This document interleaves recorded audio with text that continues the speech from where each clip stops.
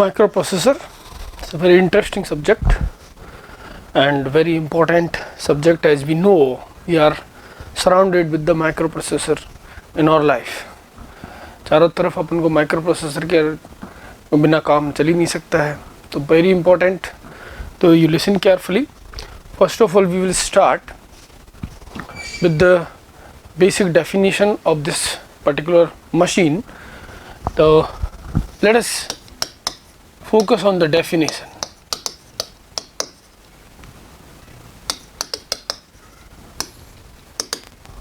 Basic definition. आप यहाँ ध्यान से देखेंगे तो आपको पता लगेगा, डेफिनेशन से आप पूरा सब्जेक्ट एक्चुअली ओवरव्यू ले लोगे इसका. It's very important. अगर आपने ढंग से डेफिनेशन को ही समझ लिया तो एक तरह से आपको एक तरह सब्जेक्ट में क्या होने वाला है, क्या मशीन है, ये सब कुछ अपन को बहुत अच्छे से समझ आएगा. यस, सब्जेक्ट के लिए, इस पर्टिकुलर सब्जेक्ट के लिए अपनी बुक भी रेफर कर सकते हैं, and that book is Ramesh Gonkar. Very perfect book. तो आप एक रेफरेंस बुक की तरह इसको ले सकते हो. बाकी यहाँ पर जो होगा वो भी मोर देन सफिशिएंट होगा क्लास के अंदर भी, एग्जाम के पॉइंट ऑफ व्यू से. ओके, तो in the definition, microprocessor is an electronic device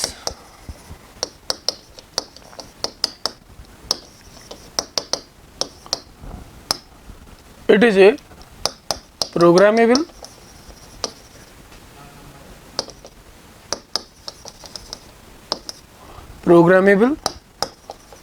multi-purpose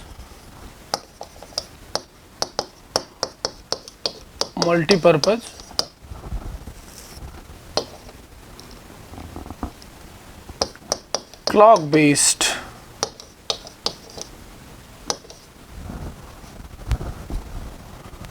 device that functions according to instructions provided to it.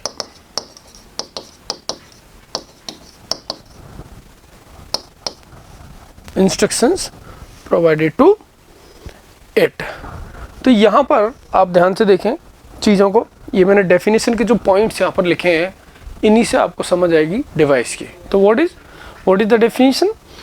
It is a electronic device that is programmable, multipurpose, and it functions based on clock and according to instructions provided to it. Yes, तो in this definition, these are the main terms that I've covered at that time. So we will discuss about these terms. First of all, electronic device means क्या है? Electronic device का मतलब होता है, अगर हम general divide करें devices को तो दो टाइप की डिवाइस कह सकते हैं हम, electrical device and electronic device. Right? तो इलेक्ट्रिकल में पावर कंजम्पशन की बात है कि किस वोल्टेज की पावर पे, वोल्टेज पे कोई डिवाइस फंक्शन कर रही है. तो जो ये अपनी माइक्रो प्रोसेसर जो डिवाइस है, ये क्योंकि लो वोल्टेज पे काम करती है, इसलिए हम इसको बोलते हैं इलेक्ट्रॉनिक. इसको रखते हैं in the category of electronic device. ये तो यहाँ से क्लियर हो गया. दूसरा आप देखते हैं programmable. What is the means of programmable? Programmable का क्या मतलब है कि ये जो डिवाइस होती है माइक्रो प्रोसेसर, ये माइक्रो प्रोसेसर को हम प्रोग्राम कर सकते हैं according to our requirement.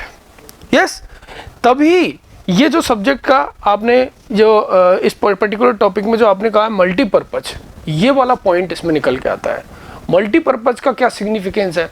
Multipurpose का सिग्निफिकेंस यही है कि क्योंकि हम इस डिवाइस को प्रोग्राम कर सकते हैं as per our requirement, that means we can use it for multipurposes. कुछ डिवाइसेस ऐसी होती हैं जो सिंगल पर्पज होती है. जैसे अगर मैं इसको समझाने के लिए मैं एक एग्जांपल भी ले सकता हूँ इसके लिए, जिससे आपको क्लियरिटी आएगी. जैसे मैं एग्जांपल लेता हूँ माइक्रो कंट्रोलर डिवाइस का. माइक्रो कंट्रोलर तुमने सुना होगा माइक्रो कंट्रोलर डिवाइस का नाम. माइक्रो कंट्रोलर जनरली हम जो गेमिंग टॉयज वगैरह, इनमें हम जनरली इसको देखते हैं माइक्रो कंट्रोलर को. राइट? इसके अलावा भी माइक्रो कंट्रोलर का इस्तेमाल अपन जैसे जो अपनी डिवाइसेस होती हैं लाइक AC वगैरह, अपने वॉशिंग मशीन, यहाँ पे भी आप काम लेते हो माइक्रो कंट्रोलर. तो इसमें क्या है मेन डिफरेंस, वो अपन को समझने की ज़रूरत है. मल्टीपर्पज़, जैसे micro processor is a multipurpose device, while micro controller को आप एज ए इसके, अगर इसके रिस्पेक्ट में बात करता हूँ मैं माइक्रो प्रोसेसर के रिस्पेक्ट में, तो माइक्रो कंट्रोलर को हम कहेंगे it is a single purpose device. Yes, now the difference between two is like in case of micro controller क्या होता है कि हम एक पर्टिकुलर पर्पज उसको एक दे देते हैं उस डिवाइस को कि भाई आपको ये फंक्शन करना है. जैसे फॉर एग्जांपल मैं अगर बात करता हूँ एक माइक्रो कंट्रोलर जो अपना लगा हुआ है in the washing machine, right. तो in case of washing machine उसको क्या बता रखा है कि भाई जैसे उसके स्विच वगैरह अपने जो लगे हुए हैं सारे, तो उनको अपन जैसे ही अपन को उसको टाइमिंग लगाते हैं, टाइमर सेट करते हैं, तो उसका जो रिस्पॉन्स है वो कंट्रोलर उसको सबको मैनेज करता है. कैसे कि भाई इसको कितनी देर तक मोटर को घुमाना है, जो भी है. यस, या इसी तरीके से अपन देखते हैं कि वहाँ पर जैसे शोक करने के लिए जब कपड़ों को डालते हैं अपन, तो वहाँ पे भी आपको एक मोटर का जो है उसको वो रोटेट करता है, राइट. तो ये पर्टिकुलर इसी तरीके से आप प्रेस ले लेते हो, तो जो आयरन जिसे हम प्रेस करते हैं कपड़ों की, उसको भी आप एज ए माइक्रो कंट्रोलर के साथ कनेक्ट कर सकते हो. वहाँ पे भी माइक्रो कंट्रोलर है जिसमें अपन कई बार टेम्परेचर सेट करते हैं. तो ये सारा जो फंक्शन है ये कौन सेट करवा रहा है, एक टाइम का जो ये एक पर्टिकुलर टाइम पीरियड के बाद जो बजर बजता है, या फिर इन case of iron the light जो है वो ऑफ हो जाती है उसको पावर सप्लाई, तो ये सब चीज़ रेगुलेट कौन कर रहा है, तो उसके अंदर माइक्रो कंट्रोलर है. क्या है उसके अंदर? Micro controller. लेकिन यह जो पॉइंट नोट करने का है वो ये है कि माइक्रो कंट्रोलर के अंदर अपन एक स्पेसिफिक पर्पज ही करा रहे हैं. जो आयरन में माइक्रो कंट्रोलर लग रहा है वो एक स्पेसिफिक पर्पज के लिए है, और जो वहाँ पर इन मशीन यानी वॉशिंग मशीन में जो लग रहा है उसका एक पर्पज स्पेशल है. We cannot interchange these two. Yes or no? So this is the point कि actually microcontroller generally acts for single purpose. Yes.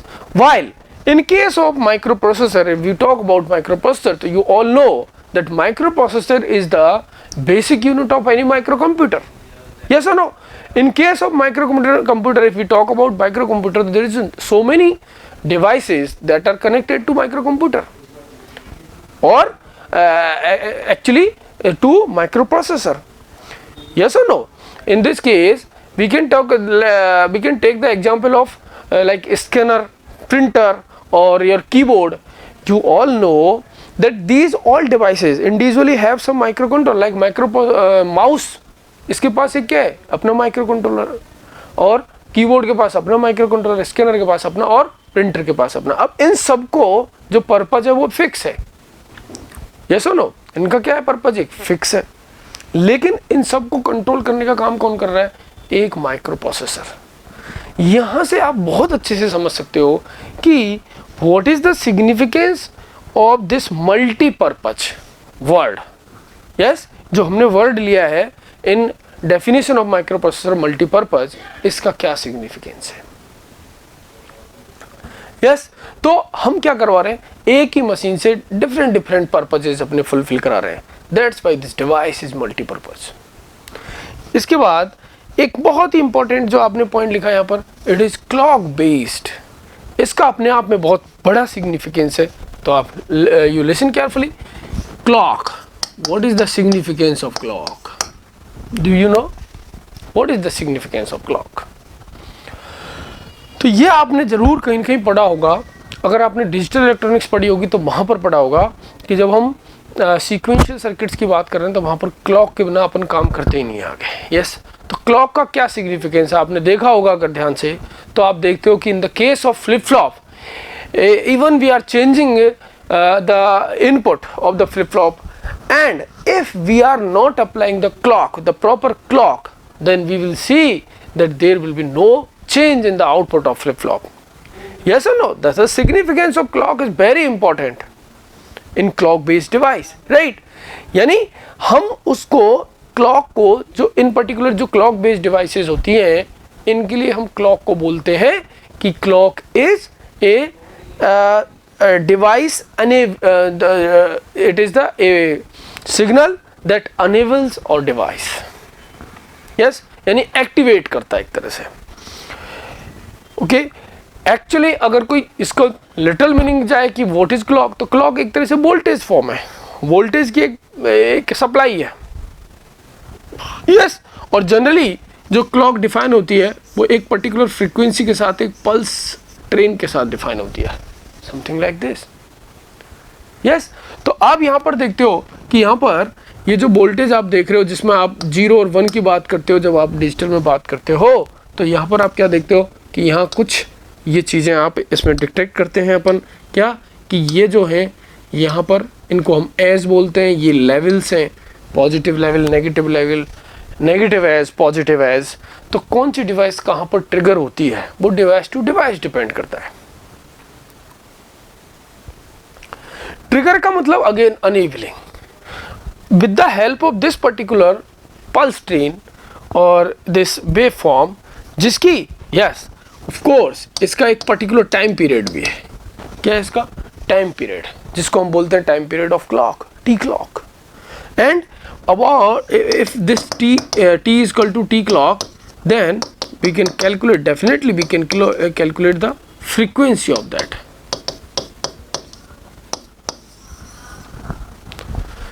Then what is the significance of clock?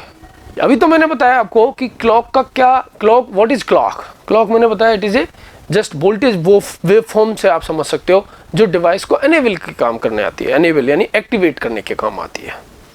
लेकिन इसके अलावा और क्या सिग्निफिकेंस इसका, तो अगर हम माइक्रो प्रोसेसर डिवाइस में बात करें तो क्लॉक का बहुत ज़्यादा इंपॉर्टेंट सिग्निफिकेंस है, और वो सिग्निफिकेंस अपन को जनरली दिखाई देता है in the synchronisation of different tasks that is performed by the micro processor.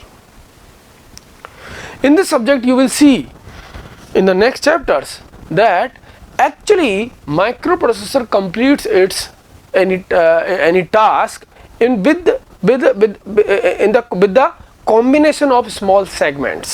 यानी कि एक जो बड़ा टास्क है उसको ऐसा नहीं कि माइक्रो प्रोसेसर एकदम से कर देता है, नहीं, उस पर्टिकुलर टास्क को छोटे सेगमेंट्स में तोड़ करके कंप्लीट करता है वो, और उन सेगमेंट्स को जनरली हम मशीन साइकिल्स भी बोलते हैं। यस, और मशीन साइकिल जो आपने देखा, जो कि इस पूरे सब्जेक्ट में आगे चलते हैं, जो पढ़ते हैं अपन, मशीन साइकिल को भी आगे अपन एक्चुअली रिलेट करते हैं विद द टाइम और with the clock cycle. Yes, तो पॉइंट जो नोटिस करने वाला है वो ये कि यहाँ पर क्लॉक का कितना बड़ा सिग्निफिकेंस हो गया। इस चीज को समझने के लिए आप इन सब कड़ियों को एक साथ अगर जोड़ोगे, मैंने जो आपसे कहा क्या कि एक पर्टिकुलर टास्क, लेट अस से मैं आपसे बात करता हूं कि अपन को कुछ दो डेटा जो उनको ऐड करके मेमोरी में डालना है, ये हमारे लिए एक पर्पज करवाना है, एक माइक्रो प्रोसेसर से काम करवाना है। तो माइक्रो प्रोसेसर इस पर्टिकुलर काम को छोटे छोटे सेगमेंट्स में तोड़ के करेगा, और उन सेगमेंट्स को हम जनरली मशीन साइकिल बोलते हैं। ओके, मशीन साइकिल का मतलब है कि पहले उसने एडिशन किया, फिर उसको ट्रांसफर किया डेटा को, ये सब चीजें जो इस सब्जेक्ट में थोरोली हम पढ़ते हैं आगे। तो अब पॉइंट जो नोटिस करने का वो ये कि ये जो टास्क था इसको पहले मशीन साइकिल के साथ रिलेट करना है, और फिर मशीन साइकिल जो है वो क्लॉक के साथ रिलेट होती है। यस, यानी इतनी पर्टिकुलर मशीन साइकिल्स जब चली जाएंगी, यू लिसन केयरफुली, मींस क्या मैं कहना चाहता हूं उसको ध्यान से सुनिए आप, कि इतने particular number of clock cycle खत्म होने पर एक मशीन साइकिल कंप्लीट हो गई, और जब कुछ मशीन साइकिल्स जुड़ेंगे एक सीक्वेंस में तो एक पर्टिकुलर टास्क कंप्लीट होगा। यहां से जो सिग्निफिकेंस निकल के आया वो कितना इंपॉर्टेंट है, आप ध्यान से समझ रहे हैं अगर तो आपको समझ में आ रहा है कि एक्चुअली हर एक जो टास्क है वो क्लॉक के साथ प्रोसीड होता है।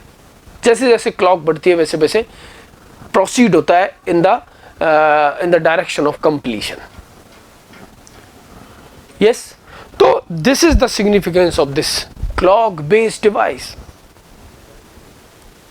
यस, तो यहां से आपको एक पिक्चर बन रही है इस डिवाइस की, इलेक्ट्रॉनिक डिवाइस है जिसके अंदर आप देख रहे हो कि you can program as per our requirement and you can use it for मल्टीपर्पजेस।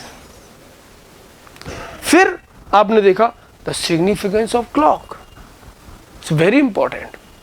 Yes, significance of clock. So due to this clock, you know, due to synchronization with this clock, what we see, or computer functions or completes a specific task in a particular time limit. Yes or no? एक time limit में complete करता है। Time limit आज कराओगे तब भी करेगा, कल करेगा तब भी उतना ही टाइम लेगा वो। तो ये चीज कैसे पॉसिबल हो पा रही है? Due to synchronisation. सिंक्रोनाइजेशन कैसे कर रहा है मशीन यानी माइक्रो प्रोसेसर? तो वो कर रहा है with the help of clock.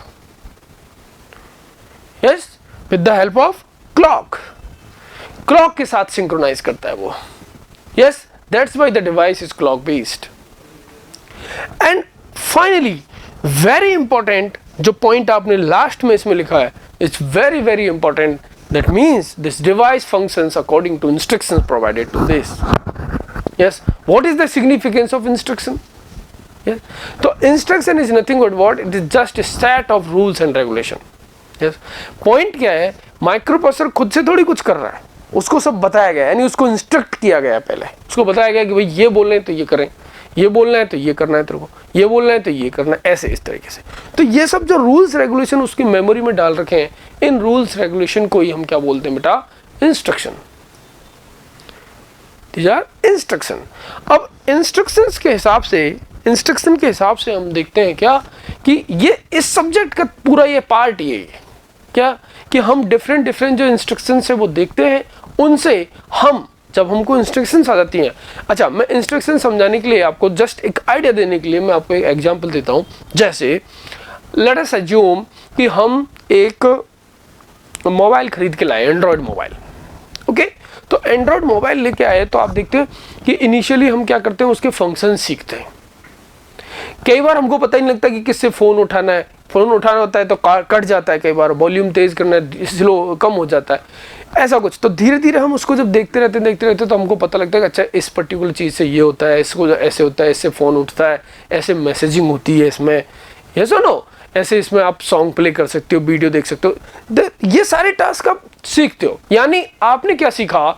Actually आपने ये सीखा कि उस पर्टिकुलर मोबाइल सेट को जो पहले इंस्ट्रक्शंस दे रखे हैं, रूल्स रेगुलेशन बता रखे हैं, उनका मतलब वो कैसे कैसे समझता है, वो चीज़ हम समझते हैं पहले। उसके बाद वो मोबाइल हमारे लिए फ्रेंडली हो जाता है।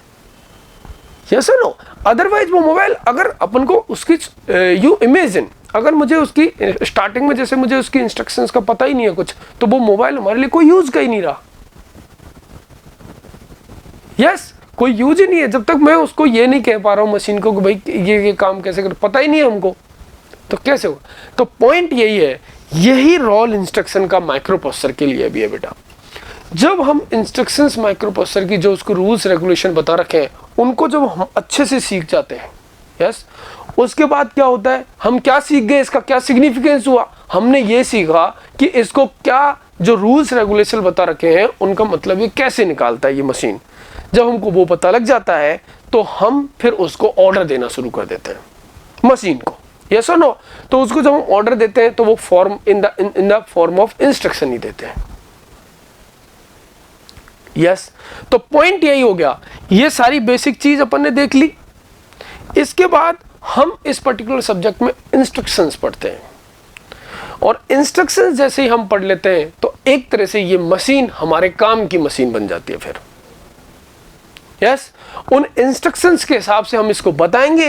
इंस्ट्रक्शन का मतलब एक तरह से वो इशारे जिनको ये मशीन समझती है, उन इशारों को हम राइटिंग करके ऑफ कोर्स इसको बताएंगे, और ये अपने हिसाब से फिर हम इससे काम करवाएंगे। This is the point. Yes और नो?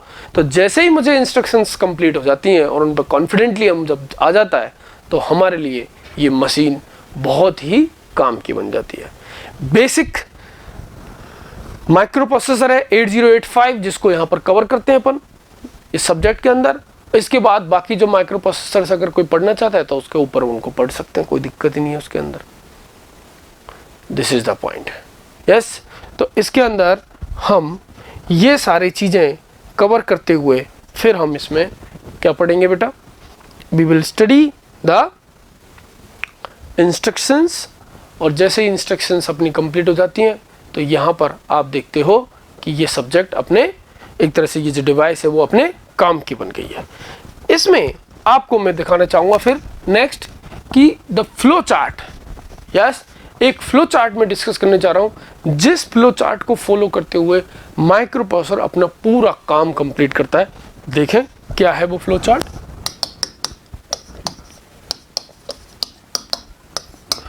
Flow chart. तो जैसे ही मैंने इस मशीन को स्टार्ट किया, जिसको हम जनरली रीसेट बोल देते हैं, तो सबसे पहले ये जो काम होता है इसमें वो होता है generation of address of next instruction.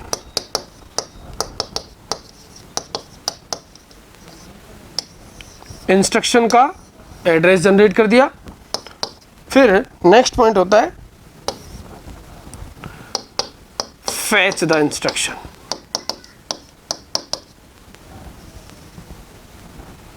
fetch the instruction।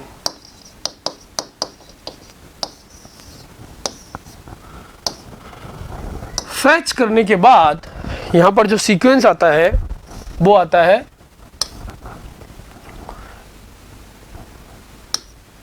Decode and machine cycle encoding.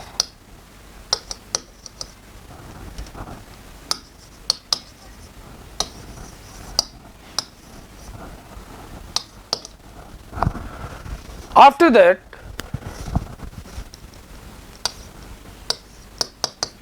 Execution और फिर अगेन यही साइकिल रोटेट होता है। कहने का मतलब के बाद आप वापस कहां जाओगे, इस पर्टिकुलर पॉइंट पे। तो यहां से आपने क्या समझा, ये वही चीज जो मैं बोल रहा था वही आपने देखी हो, अगर ध्यान से तो दिखेगी आपको। देखे ध्यान से, जैसे आपने रीसेट किया generation of address of next instruction, that means जो हमने इसको ऑर्डर दिया होगा यानी जो टास्क दिया होगा वो इंस्ट्रक्शन की फॉर्म में दिया होगा ऑफ कोर्स। तो ये 1 बाय 1 एक एक करके मशीन जो अपनी इंस्ट्रक्शंस है उनको कंप्लीट करेगा। ठीक, तो सबसे पहले इंस्ट्रक्शन जो चलने वाली है उसका एड्रेस जनरेट किया। एड्रेस जब उसके पास आएगा तो वो फैच करेगा, इंस्ट्रक्शन को उठाएगा। अब ये इंस्ट्रक्शन जो होगी ये एक्चुअली कोड वर्ड्स में होती है। यस, और वो जो कोड वर्ड में होती है इसका मतलब सबसे पहले वहां पर जो प्रोसेस करने वाला है मशीन यानी माइक्रो प्रोसेसर, वो डिकोड करेगा। डिकोडिंग का मतलब यही है कि मशीन जो है वो अपनी लैंग्वेज में उसको कन्वर्ट करेगी। जब वो कन्वर्ट करेगी तब उसको पता लगेगा अच्छा इसका ये फंक्शन है, ये काम करना है मुझे। यस, जब उसको ये पता लग जाएगा तो एक तरह से वो इसको आगे प्रोसीड करेगी और वो सेगमेंट्स में ब्रेक करेगी। जैसे मैं आपसे बोल रहा था कि this particular machine actually completes its task in with the some help of some segments, यानी it will break the task in the segments and then it will complete the segments one by one and when the segments is completed finally your task will complete. Yes, the point is after decoding machine को जब ये पता लग गया कि हाँ इससे क्या काम करना है तो वो मशीन साइकिल में एनकोडिंग करेगी। डिकोडिंग का मतलब क्या होता है कि कोड वर्ड से इंफॉर्मेशन को फैच करना, और कोडिंग का मतलब क्या है, एनकोडिंग का मतलब क्या है, इंफॉर्मेशन को कोड में कन्वर्ट करना। लेकिन यहां पर आप ध्यान से देख रहे हो तो क्या है कि डिकोड से पहले इंफॉर्मेशन निकालने के बाद अब मशीन जो है उसको अपने मशीन साइकिल्स यानी सेगमेंट्स में कोड करेगी। यस, सेगमेंट्स में कोड करने का मतलब सेगमेंट्स में कोड करने, सेगमेंट मतलब मशीन साइकिल में कन्वर्ट करेगी उसको। यस, अब मशीन साइकिल में कन्वर्ट का मतलब एक एक मशीन साइकिल कंप्लीट होगी तो आपकी इंस्ट्रक्शन कंप्लीट हो जाएगी। क्लियर? अब जैसे ही एक इंस्ट्रक्शन कंप्लीट हो गई तो आपने क्या कर दिया, फाइनली एग्जीक्यूशन। उसके बाद फिर से रिपीटेशन शुरू होगा, यानी उससे जो अगली इंस्ट्रक्शन है उसका एड्रेस आएगा और फिर यही प्रोसेस कंटिन्यू रहेगा। और आप देखोगे 1 इंस्ट्रक्शन, फिर 2nd, 3rd, 4 ऐसे कर करके अपना एक प्रोग्राम यानी अपने एक टास्क को कंप्लीट करेगी ये मशीन। यस, तो इट्स वेरी इंटरेस्टिंग सब्जेक्ट, बहुत ज़्यादा मज़ा आता है सब्जेक्ट को पढ़ने में। यस, और सबसे इंपॉर्टेंट पॉइंट जो यहाँ पर मैं जोड़ना चाहूँगा वो ये कि ये एक्चुअली इसमें मार्किंग बहुत अच्छी है। यस, ज़्यादा क्वेश्चन इधर उधर नहीं घूमता है। अगर आपने अच्छे से सब्जेक्ट को पढ़ा है तो डेफिनेटली आप किसी भी क्वेश्चन में, किसी भी एग्जाम के अंदर क्वेश्चन अटेम्प्ट करने के लिए बिल्कुल प्रयास करोगे और होगा क्वेश्चन। यस।